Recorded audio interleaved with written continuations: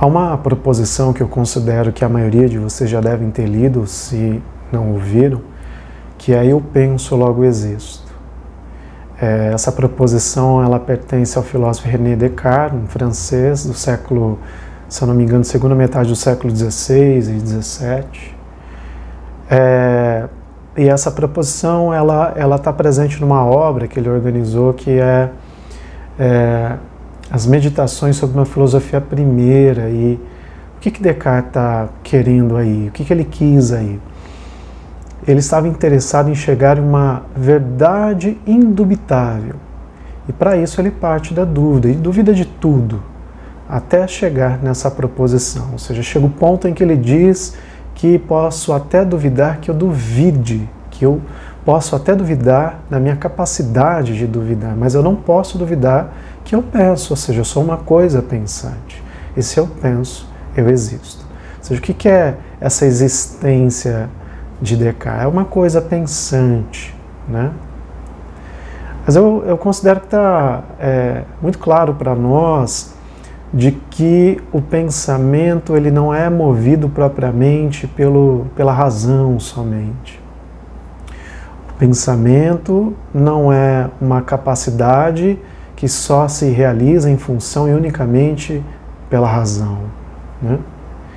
Acho que começa a ficar claro, pelo menos aí para nós, de que o pensamento ele é resultado de um movimento anterior muito mais profundo do que a própria razão.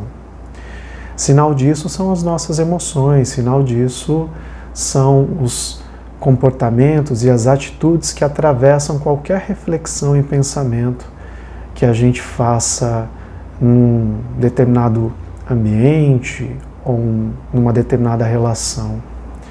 Acho que está claro para nós de que os nossos pensamentos são alimentados e retroalimentados por sentimentos e emoções.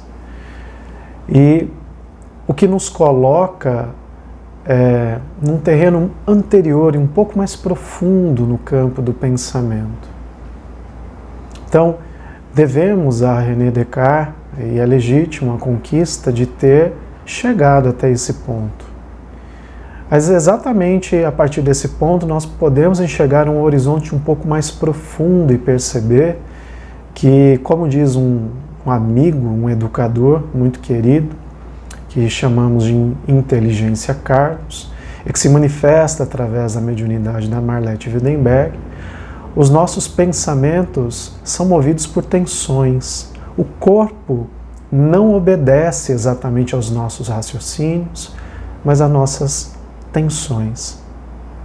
As nossas ações, as nossas atitudes, escolhas ou mesmo indecisões são profundamente impactadas por tensões.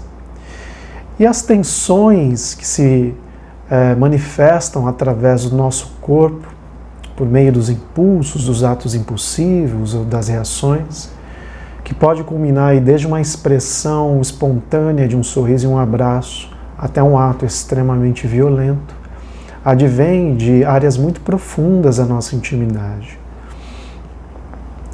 Com isso, é possível e necessário considerar que a vida interior hoje é, sem sombra de dúvidas, um dos objetos mais urgentes da nossa aspiração, na medida em que o desconhecimento sobre fatores internos que nos movem nos colocam em risco de viver situações, de se colocar em fatos, em circunstâncias extremamente dramáticas.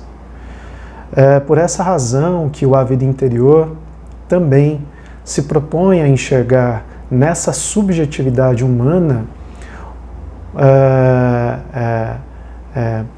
uma maneira, né, de aprender a entender esse ser humano que também é feito de instintos, de desejos proibidos, de uma série de processos psíquicos que dinamizam o nosso dia a dia, dinamizam as nossas vontades, interfere no modo como interpretamos a si mesmo e o mundo, interfere no modo como nós convivemos e nos relacionamos uns com os outros.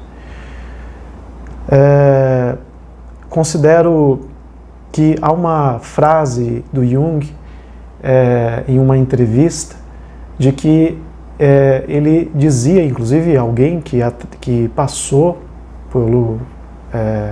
pelo complicado processo das grandes guerras mundiais, nesse caso da Segunda Guerra Mundial, quando ele nos aponta para o desconhecimento da intimidade humana, o grande perigo da nossa espécie, né? Ou seja, a necessidade de enxergar essa vida interior vai muito além de um ato simplesmente por um puro prazer ou por um desejo qualquer, né? É esse anseio de olhar dentro de si o funcionamento da humanidade. É esse anseio de entender na própria subjetividade toda essa dimensão mesclada com instinto, com animalidade, com a própria sensibilidade, né? E aí, sem sombra de dúvidas, as atuações que podemos fazer, as decisões que podemos tomar para amenizar e tornar a vida social mais harmônica é fundamental, mas ela ainda toca no exterior.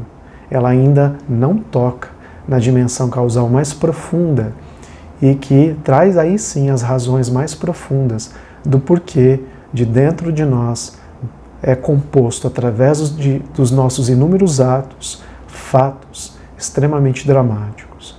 O que vocês pensam sobre isso? Sobre essa questão levantada a partir da proposição cartesiana? Talvez estejamos no momento em que investigar a própria intimidade humana nos dê a chance de dizer talvez não mais eu penso e logo existo, mas eu me sinto, eu me vejo, eu me compreendo e por isso eu posso existir com dignidade, com ética e cordialidade. Até breve.